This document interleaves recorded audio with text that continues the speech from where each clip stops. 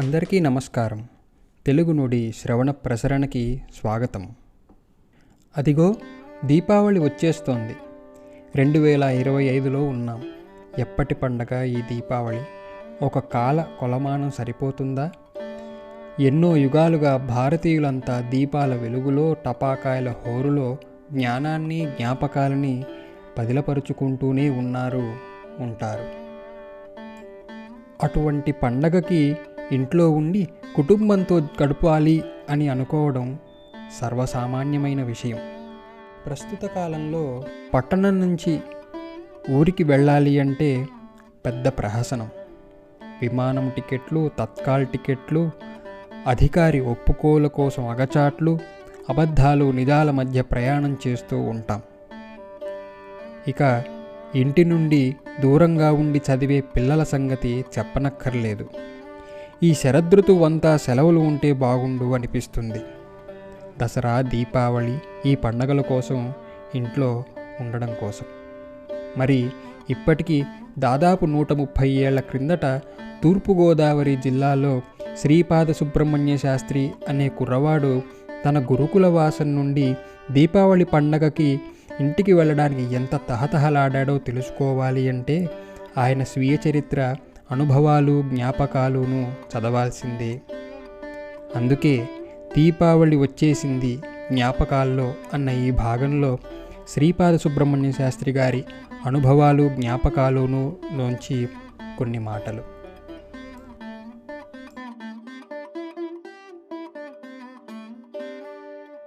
దీపావళి వస్తోందంటే తమ పత్రికలకు దీపావళి సంచికలు ప్రకటించుకోవాలని ఇప్పటి పత్రికా సంపాదకులకెంతెంతో తహతహ. ఇది చూస్తే రకరకాల బాణసంచా తయారు చేసుకోవాలని నేనప్పుడు పొందుతూ వచ్చిన తహతహ అంతా జ్ఞాపకం వస్తోంది. మొదటి మాట, 10 సంవత్సరాల వయస్సున నేను ఈ తహతహలో పడ్డట్టు జ్ఞాపకం. చదువుకుంటూ మా అన్నలిద్దరూ పొరుగుళ్లలో ఉండేవారప్పుడు. మా చిన్నక్క, నేను, మా చెల్లెలు మాత్రము ఇంట్లో ఉండేవాళ్ళం. పెళ్ళయింది కానీ మా చిన్నక్క ఇంకా కాపరానికి వెళ్ళలేదప్పటికి. శరన్నవరాత్రులు వచ్చాయంటే బండెడు తాటాకు పుస్తకాలు, 2 పెట్టెల కాగితం పుస్తకాలు పూజాపీఠం మీద పేర్చి సరస్వతీ పూజ చేయడం తాత ముత్తాతల దగ్గర నుంచి మా ఇంట్లో ఉన్న ఆచారం. సంకురాత్రి కంటేనూ పెద్ద పండుగ మాకది. మా అన్నలు అందుకోసం తప్పకుండా ఇంటికి వచ్చేవారు. ఎవరెవరి పెరళ్ళలోనూ ఉన్న పువ్వులన్నీ అడిగి కోసుకురావడము, ఏమేమి పిండి వంటలు తయారవుతున్నాయో, అవి ఎంతవరకు వచ్చాయో మాటిమాటికి అడుగుతూ మా అమ్మగారిని విసిగిస్తూ ఉండడము, అందరికంటేనూ ముందుగా స్నానం చేసి మడిబట్ట కట్టుకుని పుస్తకాల మీద నిన్న పూజ చేసిన పువ్వులన్నీ తీసివేయడము, నా పళ్ళెంలో మంచి పువ్వులుండేటట్టు, ఎక్కువగా ఉండేటట్టు చూసుకోవడము, సాంబ్రాణి పొడి చేసి హారతి కర్పూరమును విడివిడిగా పొట్లాలు కట్టడము, తాంబూలాలు సర్ది ఉంచడము, తరువాత మా నాయనగారు మంత్రాలు చెబుతూ ఉంటే మా అన్నల కంటే ఎక్కువ ఉత్సాహంతో పూజ చేయడము, ఇలా ఉండేది ఆ శరన్నవరాత్రుల్లో నా అడావిడి. ఆ పూజలు ముగిసి పుస్తకాలు ఒకనాడు ఎండలో ఉంచి పెట్టెలలో పెట్టి ఎక్కడివక్కడ గడమంచి మీద సర్దడం తడవుగా దీపావళి వచ్చేస్తోంది అంటూ ఇంట్లో మా చిన్నక్క తొందర పెట్టేది. సాధన సామాగ్రి సంపాదించడంలో నేను తహతహలాడిపోయేవాణ్ణి వీధిలో. నా ప్రయత్నాలు చూసి మా చెల్లె ఒక్కొక్క మాట పొంగిపోయేది. తలా తోకాలేని ప్రశ్నలు వేస్తూ ఒక్కొక్కప్పుడు విసిగించేది. కోపగించి మూతి బిడాయించుకు కూర్చునే ఒక మూల ఒక్కొక్కప్పుడు. ఇదంతా చూసి మా అమ్మగారు ఒక మాట నవ్వుకునేవారు, ఒక మాట కోప్పడేవారు, ఒక్కొక్క మాట దగ్గర కూర్చుని సలహాలు చెప్పేవారు. తాటాకు టపాకాయలు, చక్రకాయలు, మంగాపుకాయలు, మతాబాలు, పేకజువ్వలు ఇవి అప్పుడు అందరూ తయారు చేసుకునే బాణసంచారకాలు.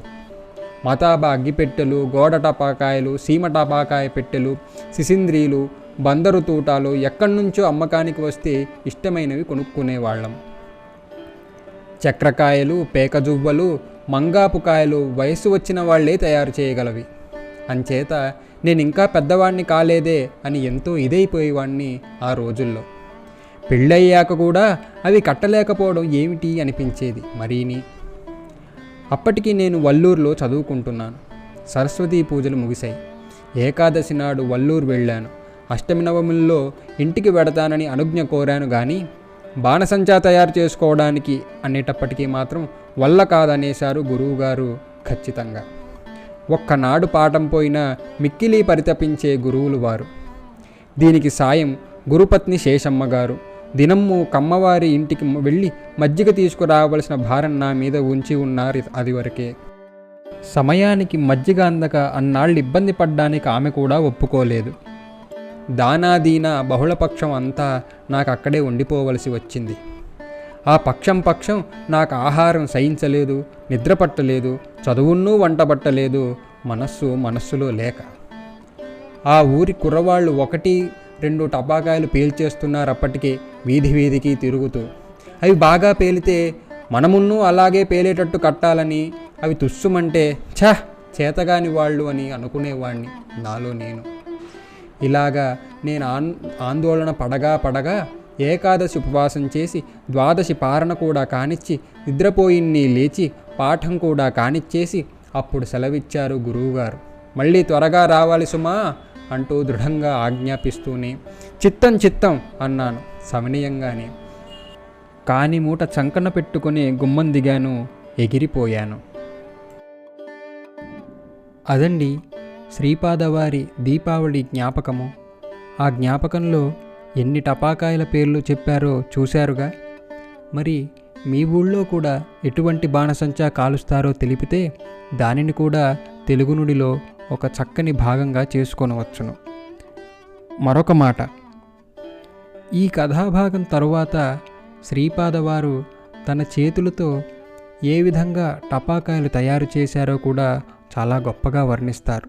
దానిని తప్పకుండా అందరూ చదవాల్సిందే. చదవడం కన్నా వినడం బాగుంది అంటారా?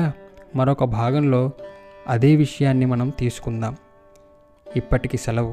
అందరికీ దీపావళి శుభాకాంక్షలు.